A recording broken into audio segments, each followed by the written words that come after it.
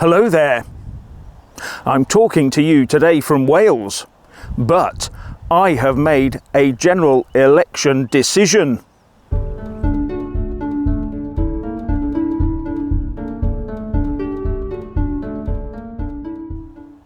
I'm speaking to you from Wales today because I'm here to attend the wedding of my business partner Richard to his long love, Deborah.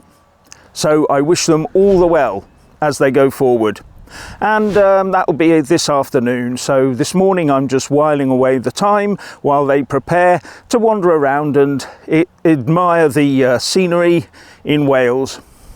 And it's rather spectacular to say the least. Really enjoying it. Bit windy, bit blustery, but there are hawks in the air and they're diving down and getting their prey, and it's all very picturesque. Now, what's this general election decision I've made? Well, having looked around, I've decided that I've got to stand for election to Westminster. So I have put my papers in, they've been accepted, so I'm standing as a candidate in North Dorset for the UK Independence Party. Why the UK Independence Party, you may ask? Won't that split the vote, etc., etc.? Well, the UK Independence Party I joined in 2013 and I have remained loyal since.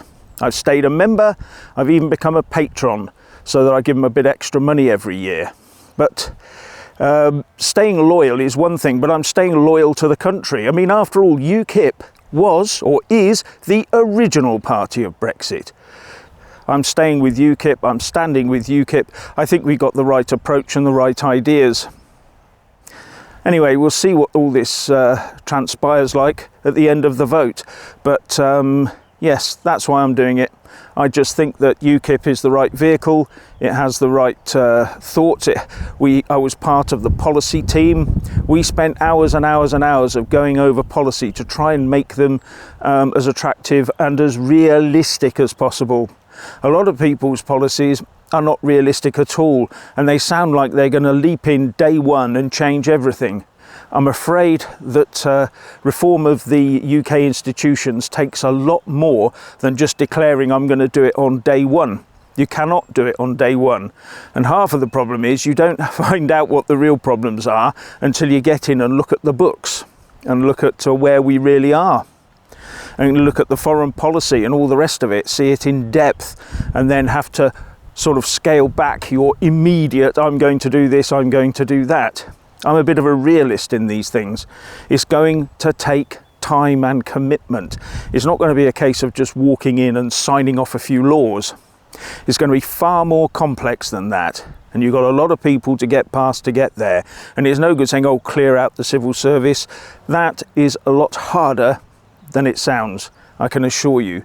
And the whole thing is you've got to take the country with you, and that includes all the institutions as well. You've got to have dialogue, and part of that is that bringing them along is to actually get them to recognise that the UK is a great place to be, a great place to work, a great place to live, and a great place to have fun. At the moment I get the impression that the institutions don't believe this.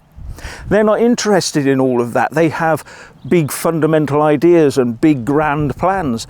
Most of the people in Britain, their grand plan is to have a decent life, a decent income, and be able to hold their heads up, love their country, and do what they wish to do when they wish to do it. They don't want to be browbeaten into giving up certain cars or have certain heating systems.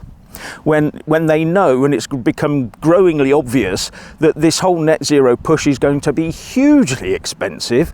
It's going to cost families everything they've got just to be able to heat themselves in future, if there's enough energy left for them.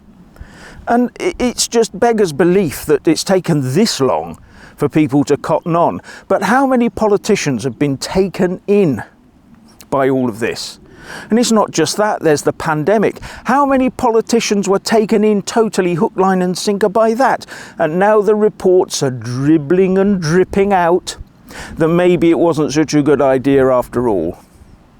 And the trouble is that some of the politicians, including in Reform UK, were taken in by some of this.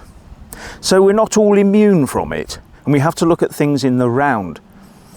So yeah, that's why I'm standing, and that's why I'm standing for UKIP. I just think that UKIP has the right sort of approach. We're now very measured in these things. You don't go around saying we're going to immediately change everything, because immediately changing things causes immediate loss and immediate gain. Just look at the pandemic. I'll go back to that. We made immediate decisions. We did it all on the hoof. We did it massively at the rush. And what did we end up with? A load of losers and a few winners. And have we gone after the few winners for some of the corruption and all the rest? No, we haven't. And I see no one wanting to go back over that old ground and rake over those old coals. Maybe we should. Maybe we should go after those people, because there's a hell of a lot of money tied up in all of that. So that's my thinking anyway. So what do you think about our current situation, our current crop of politicians that soon will be gone? How many Tory MPs will there be left? I'm hoping or guessing that there will be very few of them. But I'm not so sure that the election will pan out in the way that a lot of people think. Because I'm not sure that the electorate are going to go out in force and say, I want Keir Starmer. That doesn't sort of ring true. They're not all shouting, Angela, Angela, are they? Go Angela, or anything like that.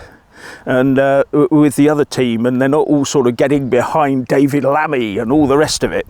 So yeah, I'm not sure that they're going to get so many votes as they think. In fact, it might turn out that a lot of independents get a lot more votes, because people who do turn up are going to say, well, actually, none of the above, but let's vote for an independent.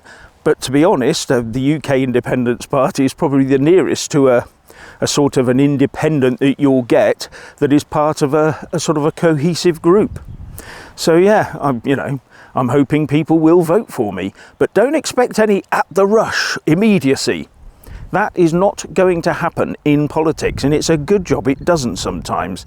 The only time immediacy should happen is if we're unexpectedly caught short by a war or something that is an immediate impact on us like that. And we're not ready for that. We're not ready in defence terms for that.